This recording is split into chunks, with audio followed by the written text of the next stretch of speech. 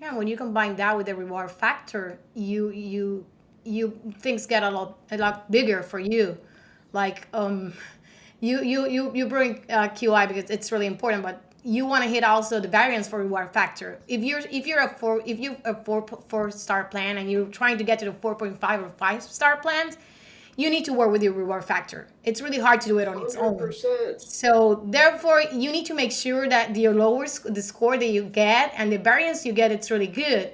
So if you have like a couple of measures between 2 and 3 stars, you can't afford to have like a whole difference. Like all the measures in 5 stars are here, and then I got one on 4 star on 2 stars and one in 3 stars. You need to balance the equation to make sure you hit factor in the highest point, so you can actually aim for the higher start. And Tukey can affect that to you, because like for us, I mean, I look at it as a high performance plan. There's still a few measures that we don't score that well, and that's pulling our variance. And we every year we look at them. We look at how can we make the variance smaller so we can make sure we hit to the 0.40 for reward factor and we get the highest Right. score. And without Tukey, sometimes it's hard. Right now, it's going to be even harder when you bring Tukey to the equation. Even in the long run, as Mick said, it's going to be more predictable, more easy to work with. In 2024, it's gonna make it way more complicated.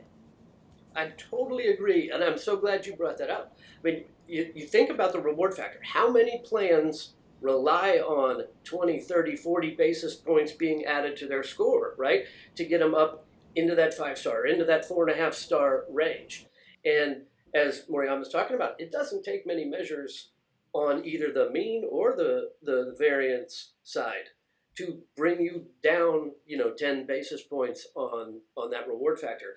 So again, if you're one of the plans that you're like, look, we're a 4.5 star plan, been there forever, not worried, we don't have a lot of 2 and 3 star measures. This reward factor can have a big impact. Again, you lose a couple of points, in a couple of measures, and your reward factor looks like 10 points versus 20, and that can be significant.